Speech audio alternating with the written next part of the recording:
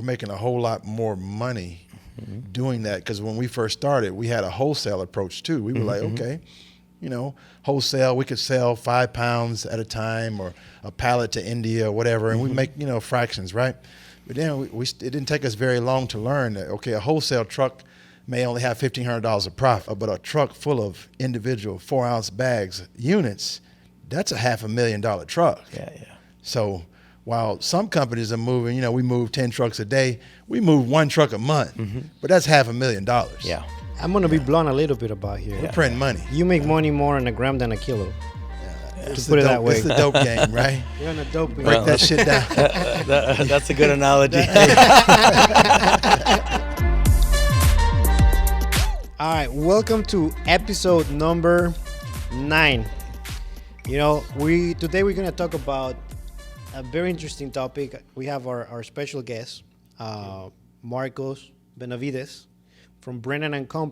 A company has been for 108 years in the business of freight forwarding, logistics, import and export, right? Yeah. It's a pleasure having you here. Thank you very much. Right? We had one conversation, you and I, on episode number 8 in Spanish. But because we want to please our audience, our English speaker audience, right? Our partner just crashed right here and said, I can miss this conversation. I got to get in on this shit, man. I hear you guys are having some great jokes.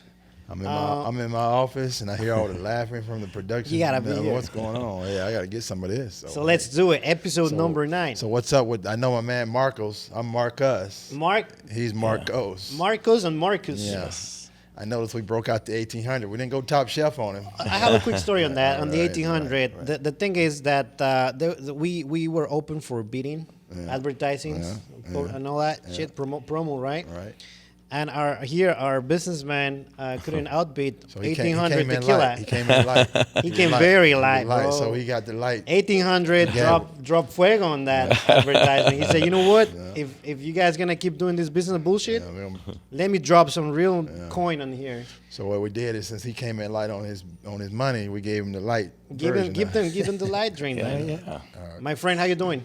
I'm doing great. Thank you for having me here today. Thanks for having us. Thanks actually for coming here. We've been actually trying to make this happen, right? Yes. The three of us in this podcast, and today we want to our team made a kind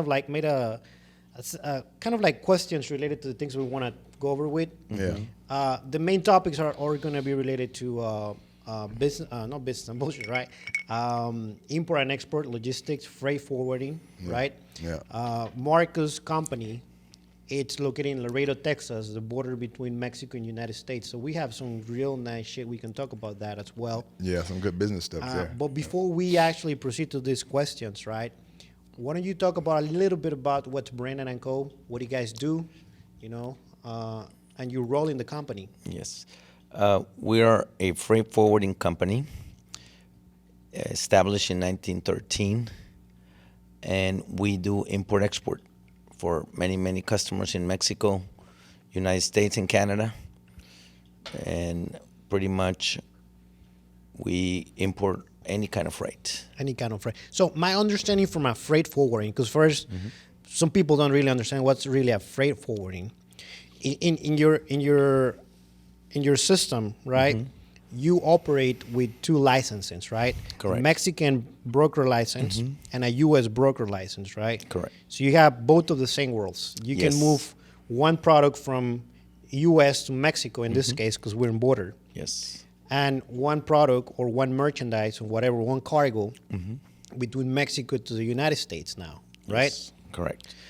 Talk to me a little bit about that process, not more in detail, but exactly what's your main role in that, and who are, what do you, who's your clients, or the type of a day in the life of Marcos in a way.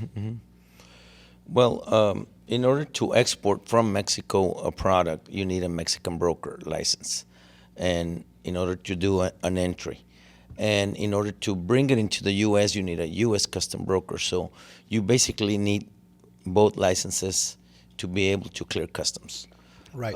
In turn, importing into Mexico, which that's what we like to call it, because we think, like being at the border, we mostly think like we're in Mexico, because that's how the clients understand it better, their terminologies. So you need a Mexican broker, and you need a freight forwarder to do part of the customs paperwork, like a shipper export declaration. Right, right. So my understanding then it's, let's say I'm in the United States. We're in the United States, right? We're gonna export, because we're in the United States, a cargo to Mexico. We deal with the U.S. brokers to handle that document to export or release the product from the United States. Once it's released, right, gets into Mexico now. Correct. In Mexico, just like you're saying, it needs now a Mexican broker that handle the import, Correct. right? The inbound of that, not the inbound, well, actually the receive of that cargo. Correct. Right? And you happen to be in the middle of that transaction. Yes. That makes it a very beautiful business model. That's all created by the government, right? The government has all those rules, so Yes. a client could do it themselves, but it wouldn't be recommended, right? I Correct. mean, you need and somebody even to though help we're freight forwarders, we have to learn the regulations of each country. right, all the bureaucracy, all the bullshit, all the red bullshit, tape. all the red tape. So and not only the language, English, Spanish, but also the regulations to comply with each country, with each government, which is not easy. And all the culture, right? It's a cultural difference too, right? Yeah, that, and you got to pay off the right people, and you got to know what to do. So, yeah. Well, it's gotten better. It's gotten better. It's getting better. What, the payment, the transaction? now you pay with No, crypto, actually, bitcoins? pay not out having, everybody. not having to pay handouts like in the old days. old days, yeah. Now everything's electronic. Now everything's goes through Crypto. crypto.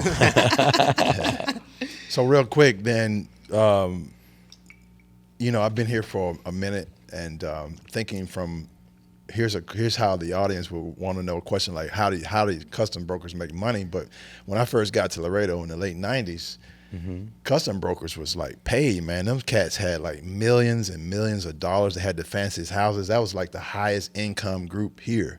If you was a custom broker, a Mexican custom broker, U.S. custom broker, you was paid. You were a millionaire, multiple millions. Some of that's changing a little bit now because you got new technologies and all that. But why are custom brokers paid? How do they make money, and why do they make so much money? Well, today they earn less money than before. Right. Before there were less competition, there were less licenses distributed. So, like in Mexico, I heard that's hard to get a license over there, right? It's real hard. Okay. yeah, it's passed on from generations. Oh yeah. So yes, you can acquire a new license, but it takes You need a president or something like that, right? It takes that call to the president, right? yes. to get that. All right. But and before you can charge a percentage over the value of the freight. Now it's a fixed rate most of the time. So So if it's because of the $50,000, competition. $3, like smaller micro transactions. Huh? Okay. And before it was a 0.39% over the value of the invoice. So one transaction could probably earn you on one shipment $2,000-$3,000, versus now it's only about $700, maybe $500. But it's more volume, right? Because But there's it's, more. The well, industry the has volume growth. has always been there. Nowadays, you have to do volume to compensate for that. But there's more competition. Soaking And there's up more the competition, the so you volume. have maybe less clients because it's distributed among all the brokers. Yeah. So the So- more. Yeah. So go no ahead. wonder that I used to hang out with some custom brokers, right? And they be going to titty bars and taking the clients to like, whatever you want. They because I guess a client was the most important thing, right? You keep your clients happy. The PR. Yeah, like I ain't gonna say the name of the custom broker, but he had some of these Japanese cats from like I think it was Sanyo or something like that. And boy, he was taking them guys to like strip clubs and getting them girls. Now and they money. take you to Louis or Cheesecake Nah, Factory. yeah, that shit's out. That shit's out. All right. Yeah, things have changed also because for the same reason that custom brokers don't make that much money, they don't have they can't PR as much, or spend money on a client the way it used to be before. And also companies have restricted that from accepting, those type of invitations. Oh, all right. Pretty interesting. That's interesting. That's pretty interesting. One thing actually we mentioned on our previous conversation, episode number 8, right? because there's a lot of saturation in the market. There's a lot of players out there, right? The game has to evolve now, has to change. And part of that change that we mentioned before was, the role of e-commerce. E-commerce. And how those new business models can be attached to a business model like a freight forwarding dash logistics. You call it, right? Yes. Can you delve a little bit about that? What do you see moving forward with the industry as a whole, adding the e-commerce side in that piece of the pie? Well, we had to add that service of the e-commerce as actually companies started changing and requesting to supply to like an Amazon, and we had to add those kind of services in our processes that we before didn't have to worry about, or we weren't offering, like labeling or actually a certain very pick and pack distribution that ship this carton to this fulfillment center. We didn't have to do that. We would ship just trailers, loaded trailers, and it was easier, to ship those kind of volumes. And so nowadays it's like, like you receive a pallet and I want you to send 20 cartons to this destination, 3 to another one Right. to Amazon. And Because those fulfillment centers are everywhere, right? And then the receiving standards, that's what's causing you to have to adjust how you put labels and how you repackage because they won't receive it that Exactly. And I think we mentioned also that the e-commerce on logistics or freight forwarding allow you to play the volume game now. Because we kind of mentioned last time that in your type of business model, you're moving pallets, right? From Correct. one place to another, right? From one country to another. But now the interesting thing about this is that now your business, it's the pallet plus the amount of units that you can get out of that pallet that you can prep and pack. Correct. You know what I'm saying? And make You're money. basically repackaging, right? You have to open yeah. up It's called pick and pack, and basically now the volume is in the pick and pack, and even though we thought it was a tedious job or task to do, it's become very lucrative, and that's where really the business model has changed, and we adapted to those changes, and it has actually helped create more sales revenue for our business. Right, but because the funny thing about this is that just like in e-commerce, you're not fighting, but you're generating 25 cents, 50 cents, $1. If you're lucky, unit, all the way to $3 per unit. But man, if you happen to, let's say, only make very, very, very, very tiny $1 per transaction, because now it's called transactions, volumes, right? Yes. But you generate 3,000 transactions in a month or 5,000 transactions in a month, pick and pack, that's $5,000. Yeah. And if you were able to make $3 in profit, that's $15,000. That's $6,000. For example, we have a client that started shipping the sanitary wipes with the pandemic. The client is from Mexico. The company and the plants are in Mexico. Okay, it's a Maquila in Mexico. In Maquila, in Mexico, and they ship to the United States. Okay. And they comply with EPA, with all the COVID restrictions or COVID-19 requirements to sanitize, and clean, anything, the wipes. And this company, when the pandemic hits, they jumped on the wagon to produce that, They were probably already doing other types of wipes, but they got into this particular type of wipe.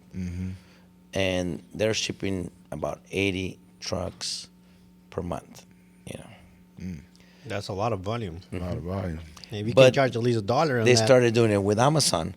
So doing the distribution and pick and pack of per carton of a trailer, it is more feasible than shipping a complete trailer. Even though I ship a few pallets, I Right. make more money Right, two, on a three per grand unit, of on course. a couple of pallets versus a loaded trailer. Yeah. So things have changed, And things that's what are- we learned. We when we first got into the e-commerce thing, you being a guy that's in logistics, your company moves shit. You know, it can come from the Pacific Rim of China and go all the way to Canada or wherever. Yeah. And then where we fall in the food chain is we're selling directly to the consumer, and we're using that as the distribution. But you're coming from an old retail model where the manufacturer would send it to a retailer, and it was by the truckload. It was pallets and truckloads. Now that stuff's being broken down by the unit, going directly to the customer. Correct. So now we have seen that we're making a whole lot more money doing that, because when we first started, we had a wholesale approach too. We were like, okay, wholesale, we could sell 5 pounds at a time or a pallet to India or whatever, and we make, fractions, right? But then it didn't take us very long to learn that, okay, a wholesale truck may only have $1,500 of profit. But a truck full of individual 4-ounce bags, units, that's a $500,000 truck. Yeah. So while some companies are moving, we move 10 trucks a day, we move 1 truck a month, but that's $500,000. Yeah. I'm gonna be blunt a little bit about here. We're printing money. You make money more on a gram than a kilo. It's put the it that dope- way. It's the dope game, right? You're on a dope. Break that shit down. That's a good analogy. So we're in the dope game. Get that key from Colombia Well, to well, the border. You make more money on dissecting the pallet Yeah. Yeah, than the of course. pallet itself. Exactly. Right? It's the same analogy as you make more money Yes. Yeah. breaking out that kilo into gram. Yeah. Right? It's like they say if the business has higher risk, you make more money Right. than a low risk. And the low risk was you don't really touch the product, do nothing to moving it, it just straight move through. it.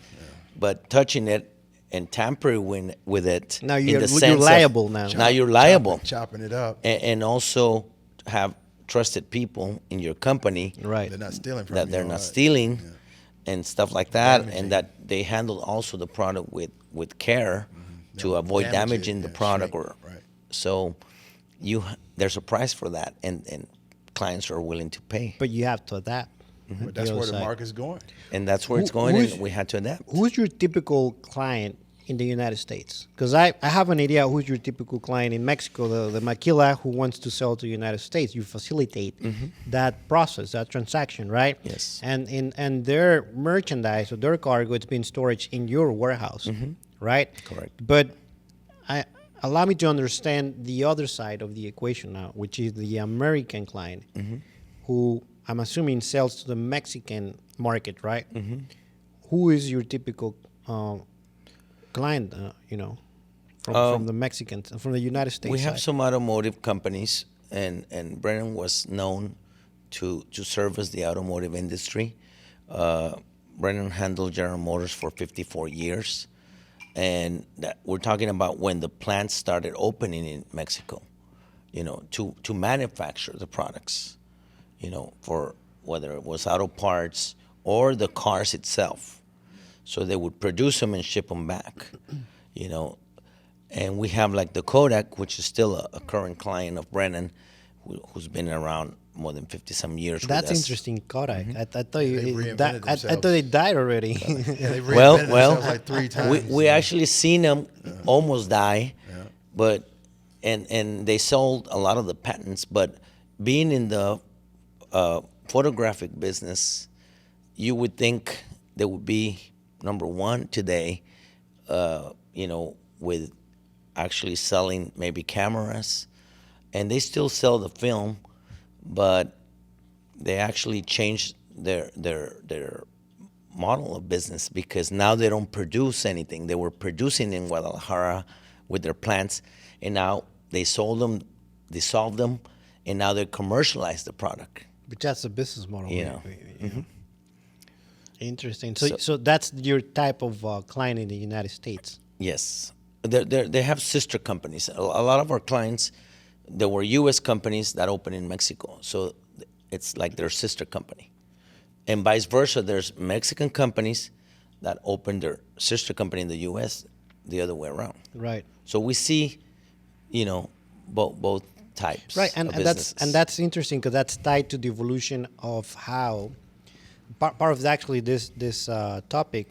It's the whole maquiladoras or the whole manufacturing industry. Yeah, at one point, our past president wanted to kind of like recreate again the manufacturing industry in the United States and so on and so forth. And there was a lot of resistance in that because Yes. from what it looks like, the whole trend in the move, the industry, how it's changing, and those modern monopolies are practically telling you, like Apple, like Amazon, like let's use Apple and Amazon as a just basic example. They design, they engineer, right? When I talk Yes. about plan out the idea and the product, which is the commercialization of the product. But the manufacturing it, for instance, now in Mexico or in China or South Asia or any other part of Asia. And now we are slowly transitioning and becoming now a service country. Our business model now is more service. Yes. And the other type of emerging markets like Mexico are more like producers, manufacturers. And Mexico's even starting to lose that to other countries, because now we have a global workforce. It's not just, forget it, it's never coming back to the U.S. And Mexico's almost becoming too pricey. China's starting to get pricey, so it just keeps being exported to other emerging markets that have low economies and they don't have all the regulations. So basically, it's just a global workforce. But is it getting pricey? I don't think it's getting that price in China. Mexico? China. Well, China's starting to come up. Man, they got a millionaire rush, a Western rush going on like crazy over there. So China's starting to get pricey. But the only thing we do is we adapt the price on that market. Yeah, the only thing we do is just keep moving it around. They're gonna keep moving it. So Exactly. Yeah. Exactly. Well, and with the USMCA, which was previously the NAFTA, the North American Free Trade Agreement, the agreements between Mexico, United States, and Canada actually help our countries. It helps the United States. Now your boy Trump, I don't know if he's your boy or not. He broke it up, right? So, what's your opinion of it? Is it better or worse? Is it better than that? It didn't really change much Didn't change it in too much. regards to the trade or just the relabeled duties. it. It actually, when it kicked in, it actually helped do away with the ad valorem or taxes or duties. Okay. Because he at one point he removed them and you had to pay almost 20%. So it was killing the countries. So, but he also did it to kind of back off a little bit China, because they were actually taking the whole pie, from the United States, and they wanted to kind of like back them up a little bit, and I think that was really what was behind it, the USMCA to modify it and to actually benefit our sister companies. But it didn't kind of change anything, or it's slowly, gradually changing stuff, because that's two different It things. actually it changed other things that maybe didn't really affect the trade. The USMCA. Okay, it actually benefited. So it was more kind of like a relabel for political purposes. I think it was more of a. At the time, anybody was generating an NAFTA certificate left and right, and sometimes it was not illegal. They weren't really, the origin wasn't really U.S., Mexico, or Canada. So they were still claiming, even if they imported from China, they would change the labels and put U.S. or Canada, or if it came into Mexico, and they tried to qualify for NAFTA. So the USMCA actually came to kind of, kill that. Where, okay, you have to make sure 'Cause who I'm- is the producer. Yeah. And you have to mention who is the producer versus, producer. Or where it Nobody came wanted from. to really say because you don't want to know who your producer is. So you're looking at last point of origin, Yeah. where it came from last. But no, I'm for stopping a lot of that Chinese stuff flooding in here, man. They eroding us left and right. Man. Shit. So it's about time for a bullshit now. 'Cause you've been hitting a lot of academic shit. You're a nerd and everything. But here, my boy right here, he's straight business. So, but No, he ain't straight business. yeah, but he has a quality. He has a quality of. he's a of- wolf of man. playing with business and bullshit. His quality. Yeah, he's you a know? wolf man. He ain't the boy. He ain't business. No, I mean I have seen you in action when it comes about doing business. You're all the time. Yeah, moving. Thank you. Planning. You like this. We mentioned about this technology and how technology is actually being adapted into the industry of logistics, right? Yes. You mentioned you didn't you kind of when you initiated in the industry, there was no computers Yeah. and everything was through fucking manual process, Yeah, right? yeah. Mm-hmm. But you slowly, gradually, you started doing, adding technology on it, right? Yes. How do you see that, based on what you actually have seen in the industry, what has evolved in the industry in a way? Before we go to bullshit. Exactly. It's your last academic question of that's today. the last one. Actually, smartphones. We didn't have smartphones at the time, so now you can actually carry your office, So your office is your smartphone. your smartphone. You can message anybody through WhatsApp or different platforms. You can actually conduct business mobile, and really, it's a big advantage than having to be sitting down at your office, all day, 10, 12 hours.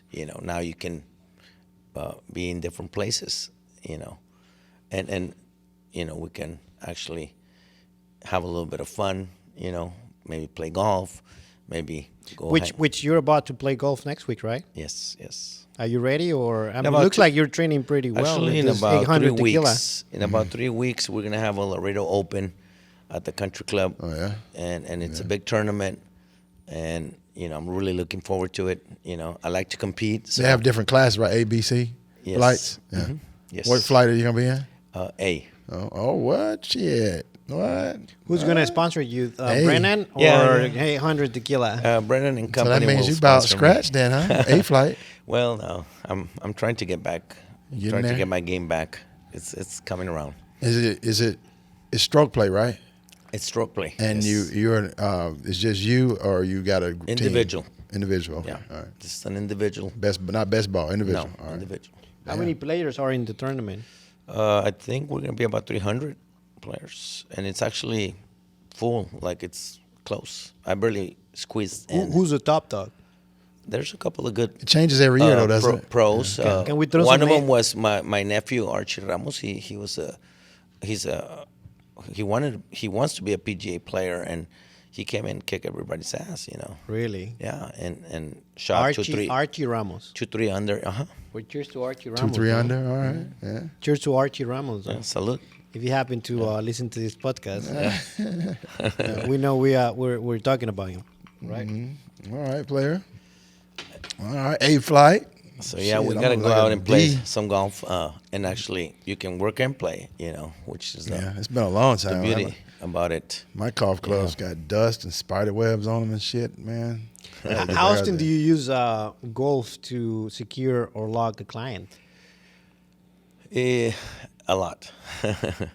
Do you, It's a very good network, a good network tool to use because you're at the golf course about 4 to 5 hours, And it's not like they can go nowhere. and you get to know stuck. them really well, and you can able to talk a little bit about everything, and even get to know, maybe talk about their families, Personal, where yeah, they come, bullshit, personal yeah. stuff, Bullshit with 'em. bullshit, we joke, a lot of jokes. So I was thinking about bullshit. Do you still take your clients to the titty clubs, or that's already, you don't have enough budget for that anymore? I'm not at liberty to discuss that. So you're gonna play the fifth on that one. Yeah, you have that. So you're not part of those. No. No. My point is, you're not part of those. We have integrity. Only golf. That's Only it. golf. Only golf. Only golf. Only golf and faster restaurants. Yeah. And restaurants. Speaking about restaurants, today we got our own Mazoncitos. We got this Mazoncito group, right, Yeah. called Mazoncitos, because we hang out every Thursday, and we go to this place called Border Foundry Yes, in Laredo, yes. Texas, right? where we Yeah, great usually place, great restaurant. great place also Great to network service. as well, because it's Yeah, a lot of it's a lot of business. It's business networking as well. Business people hang there. Yes, Yeah. yes. They could have their own business on bullshit platform in They there too as could. well. Yeah, one of these days we'll have them here. We'll bring them here. We'll That's invite 'em, Pete Mims. Pete Mims. Yeah. Yes. Yeah. What we could do is what I like about it is it's a lot of business people. The food is actually good. It's like back Yes, from home. yes. That's that NOLA food. They have that Yes. New Orleans brick house kind of food. So it's good stuff there. Yeah. And I don't like when I go out. I don't like to go where all them little young cats, them what we call reputation seekers, and want to be gangsters and all that shit. So you ain't got none of that. That's gonna cost you another sponsorship now. But yeah. But we gotta do it correctly, Another this is another pause. This is another shot Another shot, sponsored another by check. 1800 Tequila. check. Another shot on a check. One thing I wanted to actually talk to you about, it's I don't know if this is business or bullshit, but if we talk about Laredo, because we're in Laredo, Texas. Yes. Laredo. Your business has allowed you to grow, to have a big platform that it's located in a border town between Mexico and United States. Through that, you're able to see both of the best world, right? For United States as an advanced country, Mexico is an emerging market, Yes. right? Which with a lot of potential to grow. Right. Currently, I guess the president, from my understanding, is not really that really that popular, right? But anyway, anymore. my point there. I have two questions in here. At what certain point the political landscape of one country, such as Mexico, for instance, affect your business? Over the last 108 years, Brennan has cycled this type of political landscapes, how really effective it's this type of changes. A president's decision Yeah. in Mexico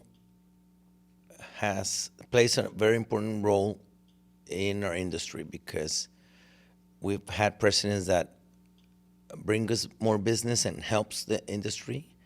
We have presidents that affect the industry, and being around 108 years, right now everybody's worried about the current president in Mexico, because he doesn't seem to have an entrepreneurship, knowledge mind. Yeah, It's not only- all politicians are business So people. it's only about him. Yeah, he's It's only about his interest, and so it's not about capitalism. So everybody's worried. So a lot of companies are not investing as much yet. They're waiting to see what's going to happen with this guy, even though we've he's even in the noticed 3 you years. got more investment wanting to come to the U.S. Yes. from Mexico. There's a lot of pesos to dollar conversion, People wanna come transactional wise, on assets to be invested in the United States. A lot of people want to get out, even though for us, Mexico, we depend 80% of our business, and Mexico has been good to us. But So actually, you break down your business. 80, It's 20. 80% volume from Mexico, correct. right? Going to Mexico, I'm sorry. Yeah. Then and the Well, other 20. business from Mexican companies. Business from Mexican companies. It's 80%. Mexico is creating 80% of his business. Yes. So you actually In and really out. see the effect of a change Yes. when it comes about any type of political Yes. movement. I guess. Have you actually with this new president, right? Current president, significantly noticed a change in your business, or it's just It slowed down a bit.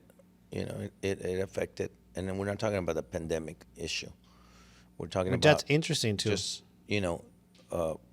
decisions in trade, in the way, new regulations. They've implemented a lot of new regulations in Mexico, and it has become more bureaucracy. Yeah. And it's almost like if they don't want you to do business. It's too slow. And so much red tape On purpose. on purpose, and so much bullshit, which you're like, really? The like real bullshit. Oh, what does this have to do with that? Or why would you want to implement this? I mean, there's no sense, to it, you know. So, So you do see a lot of yeah. Instead of that, they're facilitating the trade or making it easier, they make it more difficult. That's what we've seen with this president. interesting. Cheers to the to the current president, Obrador, right? That's y'all's boy. That's Marcus. I don't know him, and I don't owe him. So he. Tell me about real quick this COVID, because everything shut down. Not shut down. Everything was on pause. Did you actually felt that your business was gonna dramatically, No, I wasn't really. I wasn't fearing our business going away. Because we're resilient and being around 108 years, we've gone through worse situations. Yeah, like the depression, the and devaluations. World War II, and We've gone through a lot think of of a different couple of stuff. things, You yeah. know, the valuations, were hard. that's even more dangerous than actually it's a follow-up of a political change. If you have a bad president and the president significantly add a lot of debt to the country, Yeah. That can lead to a devaluation.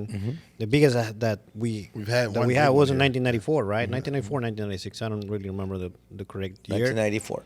1994, and that obviously Yeah, significantly when changed. Salinas, Carlos Salinas, Okay, not our friend, Not our friend. from Querétaro, the ex-president. It's because he has a. Sorry to interrupt real quick. He has a friend, Name that. Carlos Salinas, Yeah. which I think we need to cheer again to Carlos Salinas, who owns a tequila. Salud, and, Carlos Salinas. He owns a No de tequila. Gortari. No, the Gortari. It's Salinas. Carlos Salinas is a friend of Marcus that has a tequila company in. Oh, okay. His branch in Querétaro. So, but there's another Carlos Salinas, which is the ex-president of Mexico. Yeah. Yeah, So- I remember that name. To remember that name. So that's the guy who actually took the. Pretty common name. I mean, that's probably more than one or two Carlos Salinas in Mexico. Oh, yeah. That's a common. Yeah, but I always joke with him, like, Yeah, he's a president. Carlos Salinas, no de Gortari. Which is the ex-president, Yeah. right? So you actually had a lot of endurance on the COVID then, with the COVID situation. We had to adapt like everybody else, and I think there was actually new business that came to us because of that. So that kind of like business that we lost, we picked up because of COVID. And that kind of happened with us. Like with the wipes situation that I mentioned. And that happened to us. We lost some things, but we gained some things, and it kind of worked itself out. Plus, since we're downtown, where we're located right now, the bridge is shut down, and Yes. the borders are closed to pedestrians and people, just travelers. So that's totally impacted the downtown retail because it was a multi-billion-dollar retail Yes. volume done annually downtown because the people come from Mexico and buy the stuff from the Chinese and Koreans and all that. But all that's shut down, so that's why we're here. Is we took advantage of the real estate play because of all the vacancies downtown. We were able to get our own building down here for pretty cheap. So That's good. Which something interesting that COVID. happened during COVID. One of the things that I admire in what it is the crisis, and I want to say admire, was that all the borders shut down, right? Still Canada, shut down. Canada and Mexico, and United States was isolated, right? However, right, the transportation business, right, the truckloads, it's still moving. still moving. And as a matter of fact, actually, there was more active volume on that because there was a need, Yes. of those merchandise. But actually, the pandemic, COVID, has affected drivers, so there's shortage of drivers.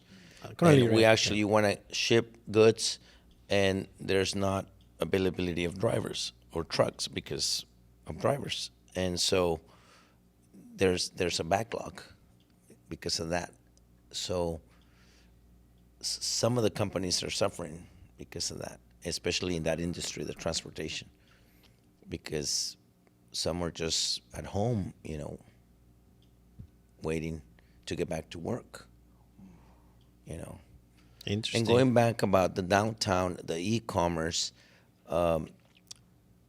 retail business stores, kind of like Sears, and we saw Sears I mean, shut look down. at our mall. Half of it's closed. And the mall suffering, Closed. and then now downtown suffering because the people can't cross, to come and buy stuff, And then the people that are here aren't coming down here because here's another thing you got to realize.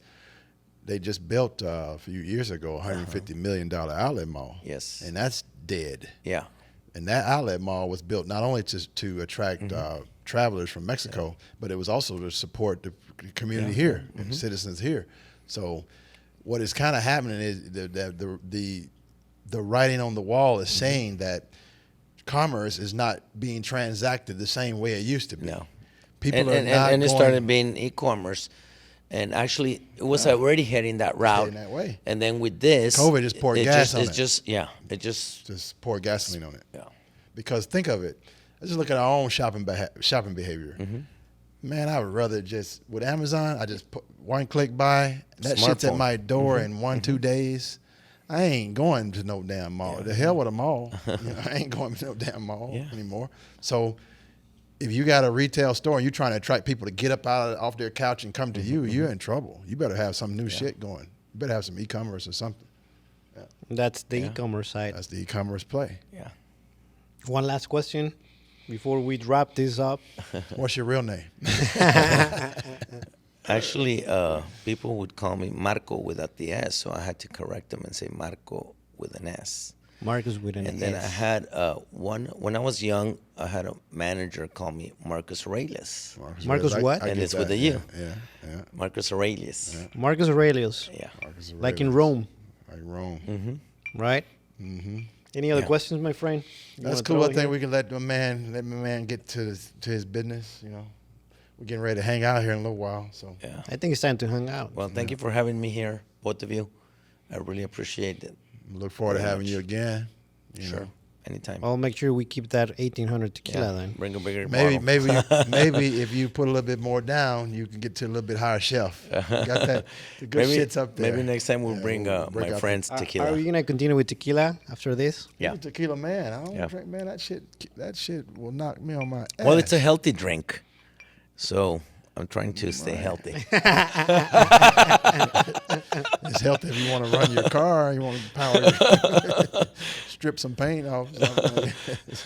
All right. Marcus, my friend, thank you for being here. Thank you very much. Was Marcus Benavides from Brennan and Company, and a 108-year company, right? 8 years. No, and you're proud to say that, huh?